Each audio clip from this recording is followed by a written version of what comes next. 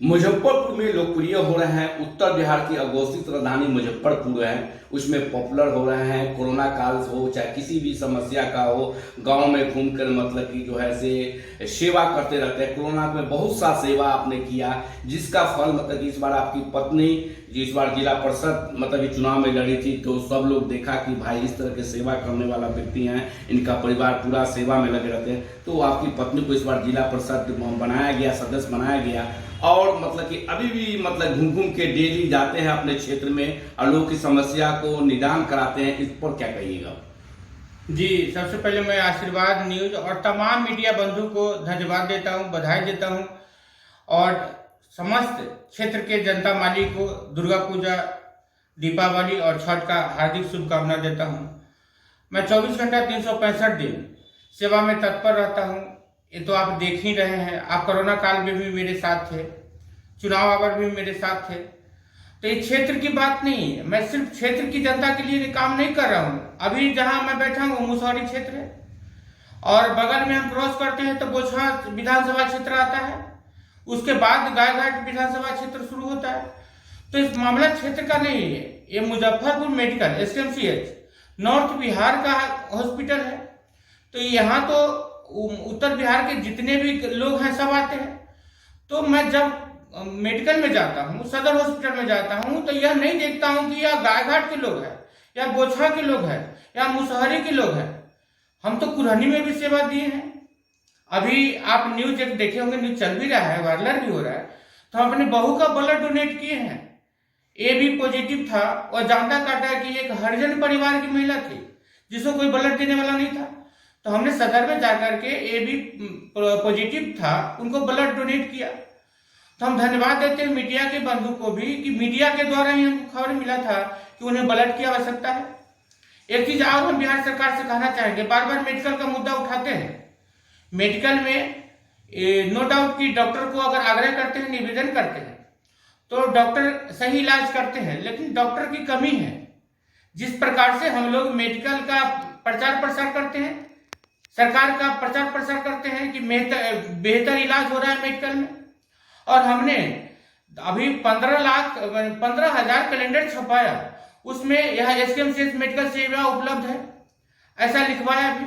क्योंकि जब मेडिकल जाते हैं तब तो दर्द महसूस होता है कि मेडिकल के इर्द गिर्द जो प्राइवेट वाले हॉस्पिटल है, वो मेडिकल से पेशेंट को उठा के ले जाना, अब तो सुनते हैं कि जबरदस्ती भी पेशेंट को उठा के लिया जाता है और वहां से 50,000 से शुरू ही होता है। कुछ ऐसे दलाल को रखा गया है जहां से 50% का मार्जिन लिया जाता है, आप उसको 50% दीजिए और वह पेशेंट को ले जाता है। एम्बुलेंस वाला से कुछ पता किए तो मालूम हुआ कि 25,000 रुपया एक एम्बुलेंस को मिलता है अगर आप इमरजेंसी पेशेंट को देते। तो हम पुनः सरकार को कहना चाहते हैं, मेडिकल के सुपरिटेंडेंट को कहना चाहते हैं, जिला पदाधिकारी को कहना चाहते हैं और कमिश्नर साहब को कहना चाहते हैं कि वहां पे सीसीटीवी कैमरा लगा हुआ है। हमने शुरू से आवाज उठाया है और आवेदन हर जगह पहुंचाया है। मुख्यमंत्री हो, उप मुख्यमंत्री हो, प्रिंसिपल साहब हो, सबको आवेदन दिया है कि यहाँ दलालों का अड्डा बन गया है, बेहतरीन इलाज होता है। और मेडिकल में बेड डबल होना चाहिए। बेड की असुविधा है, शौचालय की असुविधा है। अब शौचालय में एक जगह लिखा हुआ था कि 5 रुपया शुल्क देना होगा, बाद में सुने कि 10 रुपया लिया जाता है, जबकि वह निःशुल्क शौचालय है। उसके लिए आप भी मीडिया के बंधु भी आवाज उठाए थे। तो हम चाहते हैं कि सरकार इस पर संज्ञान ले। मेडिकल के सुपरिटेंडेंट साहब कहते हैं कि हम एक सुपरिटेंडेंट की जरूरत नहीं है, मेडिकल में 10 को सुपरिटेंडेंट होना चाहिए। एक स्वास्थ्य व्यवस्था को देखे, एक गेट पे खड़ा होकर के अगवानी करे और एक व्यवस्था को देखे, विधि व्यवस्था को कैसे हो, एक मेडिसिन में चाहिए। यानी मेडिकल के सुपरिटेंडेंट का कहना है कि मेडिकल में 10 को सुपरिटेंडेंट होना चाहिए। हम सुपरिटेंडेंट साहब को पुनः कहना चाहते हैं कि पिछले सुपरिटेंडेंट के कार्यकाल के हिसाब से आपका कार्यकाल अच्छा है, नो डाउट लोड आता है, लेकिन लोड लेना भी आप ही का दायित्व है। मेडिकल कैंपस में थाना है और रोज बाइक चोरी होती, रोज साइकिल चोरी होता है। मेडिकल में परसों गए थे, एक बुजुर्ग आदमी थे, बेटा का ऑपरेशन कराने आए थे, 25,000 रुपया लेकर के वो टांगे हुए थे, नींद लग गया, उनका कुर्ता समेत पैसा गायब हो गया। मेडिकल में 8 से लेकर के 11 बजे तक कुछ ऐसे नशाखुरानी लोग घूमता रहता है जिस पर लगाम लगना चाहिए, उसका चेक होना चाहिए, पूछताछ होना चाहिए कि तुम कहां से आए हो, कैसे हो। अगर ऐसा होगा तो यह सुविधा मिलेगी। तो हम चाहेंगे कि इस प्रकार से प्रशासनिक व्यवस्था देख रेख किया जाए और सदर में अच्छा इलाज हो रहा है, मेडिकल में इलाज हो रहा है। और एक चीज और, जब वहां ट्रांसफर किया जाता है यहाँ से पीएमसीएच आईजीएमएस के लिए, तो वहां कहना है गाड़ी का कि जब आप गाड़ी का डिमांड करते हैं, गाड़ी मिलता है, तो गाड़ी वाला कहता है कि हमको तो डीजल ही नहीं मिल रहा है। डीजल नहीं मिल रहा है तो हम लेके कैसे जाएं?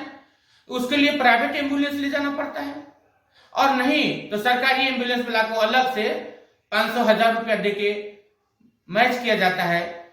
और एम्बुलेंस वाले ड्राइवर जब वो पर्ची लेके जाते हैं तो उनका दायित्व बनता है कि पीएमसीएच में हो, आईजीएमएस में हो, जहां उसको रेफर किया गया है पेशेंट का, वहां एडमिट करा के आना चाहिए। लेकिन ऐसा नहीं होता है। मेन गेट पे ड्राइवर छोड़ देता है और कहता है कि हमको पैसा नहीं मिलता है, आप लोग जो देते हैं उसी से हमारा खाना पीना चलता है, और वैसे में फिर मरीज से पैसा लिया जाता है। इस बार जो है 2024 का लोकसभा का चुनाव का सरगर्मी तेज हो गया है, और आपका पूरे मतलब गाय घाट विधानसभा में पूरा चर्चित है कि इस 2025 के विधानसभा चुनाव में आप इस बार चुनाव लड़ने की इच्छुक रख रहे हैं, इस पर क्या कहिएगा? जी, चुनाव लड़ना या लड़ाना हमारी जिम्मेवारी नहीं है, क्योंकि हमारी पत्नी वहां से जिला परिषद जीती है, तो हम सेवा दे रहे हैं।